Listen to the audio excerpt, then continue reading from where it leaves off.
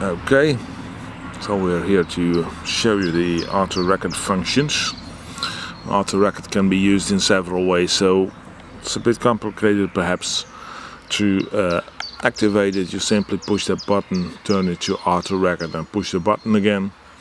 But we will investigate settings first. So we go to settings, press the button, and we rotate the right button until we see the auto recording menu. Okay, you can see you can have different values for the sample rate and gain than you have in the live use settings. These two are the trigger values if the signal is stronger than 2000 and the peak is above 20 kilohertz. It will start recording. This might be a bit a strange value because you do not have any idea how strong 2000 is, but it's a nice setting to start with. You probably do not need to change that. Duration of the recording. After 60 seconds it will be stopped, and if there is a trigger value again it will record again. It will stop recording if the silence in the recording is longer than 5 seconds. So you only get the recordings having useful frequencies, and you can set a pause between the recordings. So if you do not want a night full of recordings, but you do want to know what part of the night is the most active or something like that, you can set this value. You can see it set it to 900 seconds if you like. And the pre-buffer is the time that is used from the memory. So if a bat is flying towards you, it takes some time before it reaches the trigger values, but it will store the 2 seconds before it, so you have the whole sequence. Screen active. We're gonna have screen active first to show you this function. Later we will tell you about screen off or the use of the deep sleep function. So we take the screen active, so it's on. I save that value, I go back from the menu, and now we go to the auto record function and we activate that. Okay, the pressing on my buttons did set it into auto record, as you can see over there. If there is a silence of 5 seconds, it will show wait. Maybe you did notice that. I'll just turn down again a bit more, so I'm quite sure it will go back to wait. Now you can basically use your detector actively. We do not have a bat around here, but you can see on the display it does show sounds. If it gets over 20 kilohertz and strong enough, the recording feature will switch on and it will switch off again. So if you're running around in the field using it actively, you can record everything that is triggering the display. Okay, stop auto record with this button, as it shows there. So auto record is off.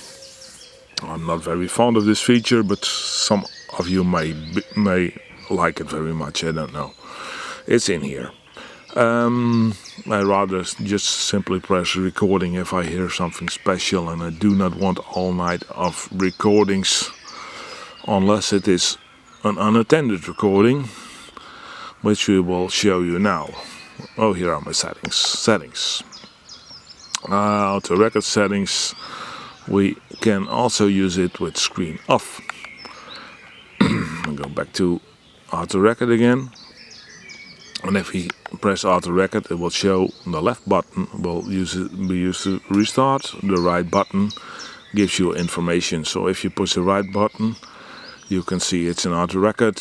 It stored this many records and the amount of battery that is still left, and well, that kind of information. The clock speed is lowered, so it should not drain your battery this fast. We have no display functions. The display is off, and you can put it away somewhere well, somewhere safe where it cannot be caught by the rain or whatever, and you can check over the night. You can record over the night what kind of bats were passing by. So if you pick it up, you simply press the left button and it will be out of auto record again. Okay, let's see the last function we have in auto record. Settings. My settings.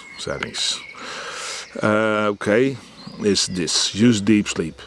Every time you power up your detector, this deep sleep function will probably be off. So check it every time you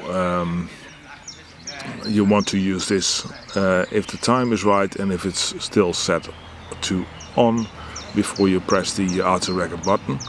You can change the times if you like. If you press it quickly, it makes bigger steps. If you rotate it quickly and slowly, it makes smaller steps. And it will store the times, but it will not keep the function on. Okay, so it will start recording at 9 in the evening, 6 in the morning it will stop, and it will continue doing that until the battery is drained. So we save this one and we go to auto record and start auto record. You see the same display again, right button for status and the left button is for exit. The only problem now is this in sleep mode. So if you press the left button or the right one, it will not show any information because it's only awake for a fraction of a time every 30 seconds. So if I want information, I have to press it for a longer time. It was fairly quick right now, but it can take quite a lot of time. So I want to exit and I simply hold the left button until the check moment comes, and then it starts up again. So this can be used to record like 5 nights in a row or something like that if you use a large battery like 8000 milliamps or that kind of value. Okay, so if I go back to the settings again, I did exit auto record, and if I go to my auto record settings, you can see deep sleep is off again. Okay, well, I hope this was enough information to have you using the auto record features on the Teensybat detector.